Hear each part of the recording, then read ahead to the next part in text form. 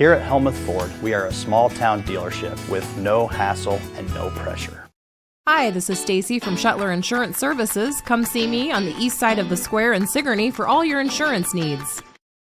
Bras for a Cause 2025 is Saturday, April 12th at the Carl Craft Civic Center in Hedrick. Dinner is provided by Bubba Q's at 4:30. There's a free will donation, plus a silent auction from 4:30 to 9 p.m. And of course, the live bra auction starts at 6 p.m., modeling by the Hedrick Volunteer Firemen. All proceeds to benefit our local communities. For more information about Bras for a Cause 2025, contact Lori Hornback at 641-777-4252.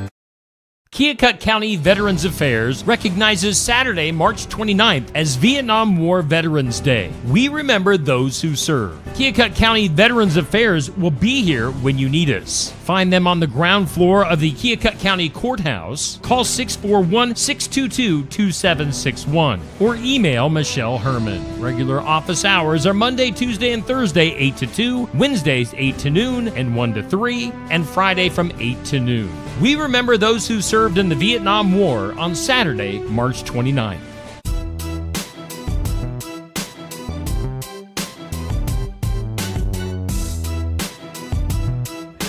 This is Jet Dealer, and you're watching Shotgun Wrestling Radio. This is Bryce Jordan, and you're watching Shotgun Wrestling Radio. Hey, this is Jared Thumb, and you are watching Shotgun Wrestling Radio. Wrestling fans, if you want the best wrestling news, you want to watch Shotgun Wrestling Radio. This is James Jeffries, and tell them that I sent you there. Yeah! What's up, everybody? It's Leon King here, of course, the baddest of the baddest, and you are now listening to Shotgun Wrestling Radio. I am Eric S. Knight. And I'm Malik Champion. And we are the chosen prodigal sons, and this is the Shotgun Wrestling Radio podcast. This is your Deathmatch Daddy Bo guy, and you're watching Shotgun Wrestling Radio. Hey everybody, this is Brock Anderson, and you are watching Shotgun Wrestling Radio. This is Augustus Draven, and you're watching Shotgun Wrestling Radio.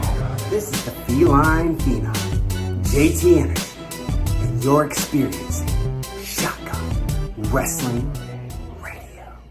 Welcome everybody to another edition of Shotgun Wrestling Radio. I'm your host Zach Takis, and this week we are just about a week away, a week and a couple days away from Madhouse Wrestling returning to action Saturday, March the 29th, at Countryside Wedding and Event Center in Knoxville, Iowa. And I'm very excited to have somebody I've known for quite a long time, the one and only one of the founders of Madhouse Wrestling, the one and only Luke Raven, joining me this week. Luke, what's going on, bud? How you doing? Hey, Zach, doing all right, getting ready for the 29th in Knoxville, and, hoping, keeping an eye on school and everything, and just kind of doing our thing, doing our normal thing.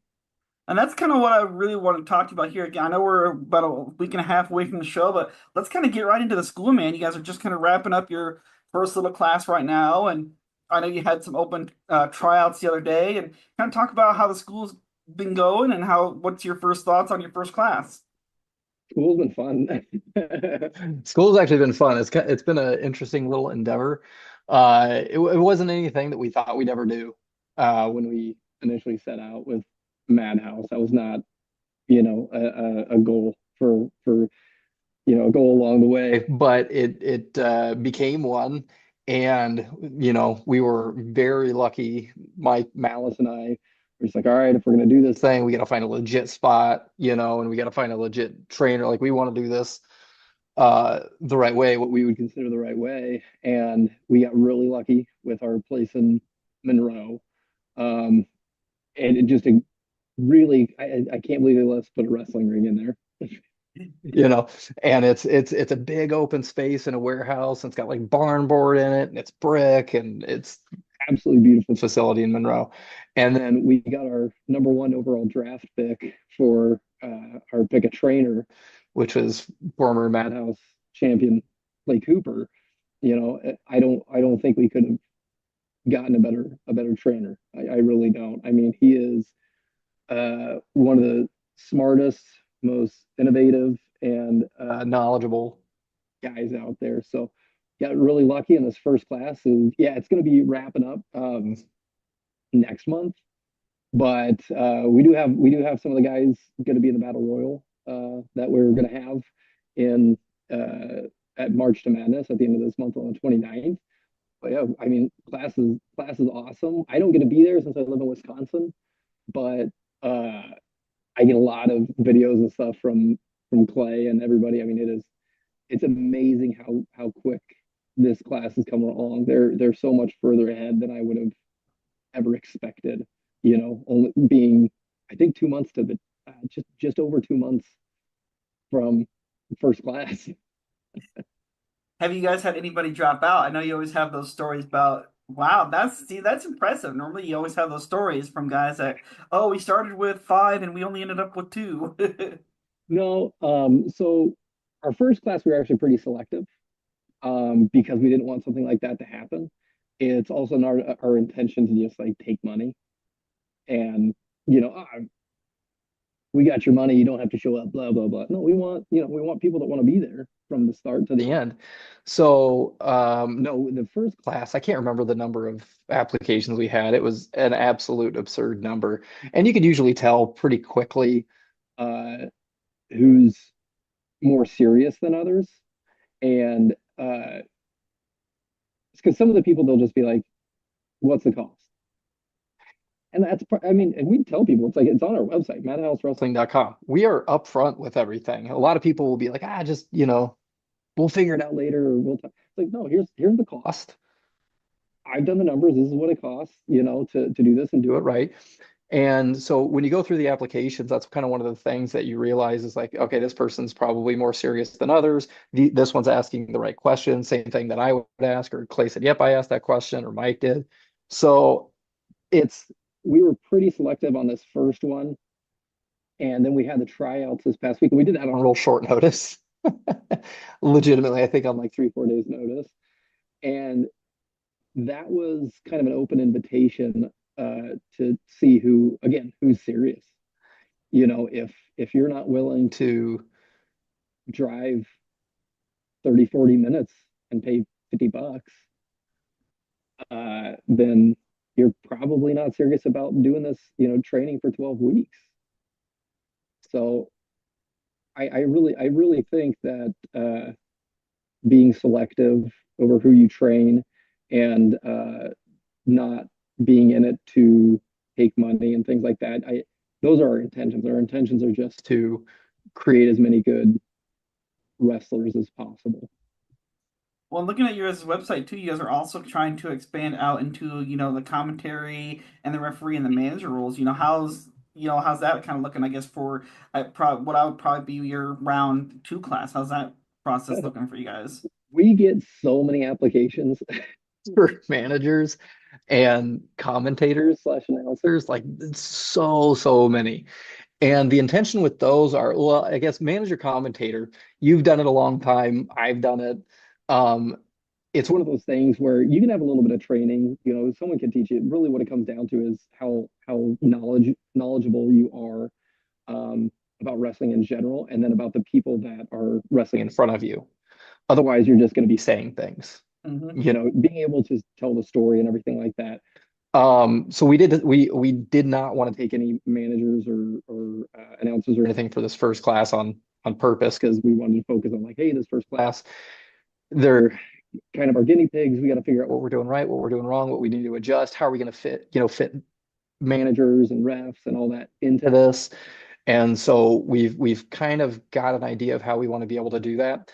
And what we want to do for like the announcers and commentators and everything is we're going to be starting house shows, quote unquote, probably towards the end of April, if not early May, at our facility in Monroe. And what we're going to do for like the commentating and everything is we're going to have someone come in, and, you know, someone like Ace, who's our resident announcer, or someone, you know, from our commentary team like Midnight or Hollinger, kind of taking them through step by step what it is that you need to do. Here's what time you show up. Here's what questions you need to ask. You know, here's what you need to not say, because what you don't say and is just as important sometimes as what you do say, and not talking through the entire match. That's something that you probably know is like pausing, taking breaths, stuff like that. But that doesn't come unless someone really tells you. Yeah. So the idea is to have them actually come learn those things, spend a whole day with us, and then they get to announce or commentate that house show that night. And the goal would be to record those house shows and to record commentary so that then they can have a little bit of a sizzle reel, because some of the people might want to come in and just do it the one time. Some people might say, hey, I want to come back, I want to do it again, I want to keep going, I want to make this a thing. And that's fine too, so we're trying to be as all encompassing and inclusive as we can. So first class, yeah, a little bit of guinea pigs, but they're all terrific. And the second class, we already have a few people, we have some signups and stuff like that, and then some others we're getting applications and stuff, and we're just kind of shuffling papers around. This one, does this one look good to you? Does this one look good to you? One thing I was always told, and I kind of tell this to anybody who wants to get into commentary, I remember the first time I did it, I was nervous as shit because I know, and from a fan too, commentary can ruin a good match.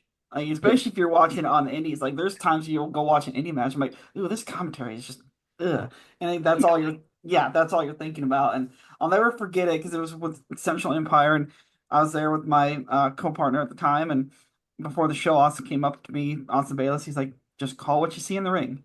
And for some reason, that right there was like, oh, okay, you're right. Just call what we see in the ring. That's kind of my advice for people too. Just focus on what's in the ring. Like, that's all there kind of is to it, really. Yeah, I think the mistake that people tend to make, at least when I review the applications or talk to people, and I looked on other indie, watch other indie wrestling, and stuff, people come in on their first time, or they haven't been doing it long, and they're like, I have a character, I have a gimmick, I have a full-fledged thing. It's just like, no. Mm-hmm. We'll get to that. If you want to do that, we'll get to that. However, you just need to get good at what's in front of you first before you complicate it, right? And so that's one of the things I think is a pretty common mistake, is like, I'm going to be a gimmick. Oh man, you're just adding on top of that, and you really don't need to. You got to have the ice cream in the bowl before you add the sprinkles. So that's one of the things that I've learned. I mean, one of the things that like Cody Midnight, sorry Midnight. One of the things that, because I commentated with him for a few years, and he and Maddie Starr taught me a lot about, you're adding to what's happening in the ring, right? You're not the focus, the in ring, and here's how you do that without stepping on things and letting things breathe and just taking time. You don't have to call every move. You don't have to call everything. You can just react sometimes, like, oh my God, look at that. So sort of like that. I think that was one of the pieces of advice I got from Austin Aries too, because he I think his very first show after he got released was at IPW. At Forte. He didn't wrestle or anything. He was there selling the book and stuff. Yeah, I remember that. Yep, I remember when he did that appearance. Yep. Yeah, so I was on commentary with Midnight then, and I think Austin even hopped on one of them, but he like sat right next to us pretty much, through a lot of the night, and he would like write notes, and slide it over to you because he was listening, because he did commentary for 205 Live, right? And he's probably an underrated guy on the mic anyway too, but he would just, it's write a little note, hey, take a breath, don't have to talk all the time, stuff like that. And it's like, all right, yeah, no, I got, and stuff like that helps. So having a strong bench, a bunch of good role players that can help with, whether it be wrestling, in-ring stuff, character work, stuff on the mic, commentating, announcing, refereeing, managing, whatever it is. We have a very strong roster, and most of it is just passed down information, from this class to the next class, like who taught me that, and then you add your own little thing to it. And that's kind of the fun thing about opening the school is, I've seen like James Jeffries train people, and stuff like that. And so you see it, and then you see that in your class, except, oh, we've changed it. We've done it a little bit different, And so that's kind of one of the coolest things to see is, you can see a little bit of ugly in Clay and like how he presents things and stuff like that. So that's always kind of cool to witness. Yeah, for sure, for sure. And again, you guys are finally making your return here to Knoxville next week, man. And it's next week is actually a pretty big week in the state of Iowa. We have 4 different promotions alone running in Iowa. Does that kind of put a conundrum for you guys, do you think, or do you like that challenge when there's multiple promotions running on the same day because it gives you an opportunity to have different people on your show? We are lucky enough that most of our roster, I'd say the big core of our roster is like, you guys have first dibs. Give me the show dates. You guys are number one on the book, regardless of who else is running. So that's always kind of nice to hear. I think that speaks to how we do things and how we treat people, right? Now, yeah, there's a lot of shows happening in Iowa. That's great for wrestling. It makes me, it incentivizes Malice and I to put on a great show. And I'm a naturally competitive person. So anytime something like that happens, I was like, all right, well, here's what I'm going to do. We're going to do this a little bit. We're going to add to this. And I've told that to other promoters. When we've talked, what weekend are you running? And it's like, dude, run whatever weekend you want. Do whatever weekend. We can't both be in the same building at the same time. So right, run whatever you want. But is it gonna light a fire under my ass to make my show better? Yeah. Oh yeah, absolutely. So top to bottom, I love what we have lined up for the end of this month. 6 matches. I think that's kind of the sweet spot for local indie wrestling. Anything more than that, a lot of times people start getting tired. So we have new champion. Solomon Tupu is our Madhouse champion. He's got a big match against Death Dealer. We have the Battle Royal, like I mentioned. We have Max Chill versus ZK47. That should be an excellent match. I was going to say Ryan versus Jimmy. I mean, there's a lot. I don't even think we've announced our tag match yet, and it's a rematch of one of our favorite matches from last year, which I guess I can say that now. Yeah, I mean, you do say the Hale Twins are defending their titles, so you just haven't said who. Against those damn Coyotes, TDC. Yeah, so that was one of it. We had that match in Rochester back in July, and it was such a fun match and got such a good reaction from the crowd.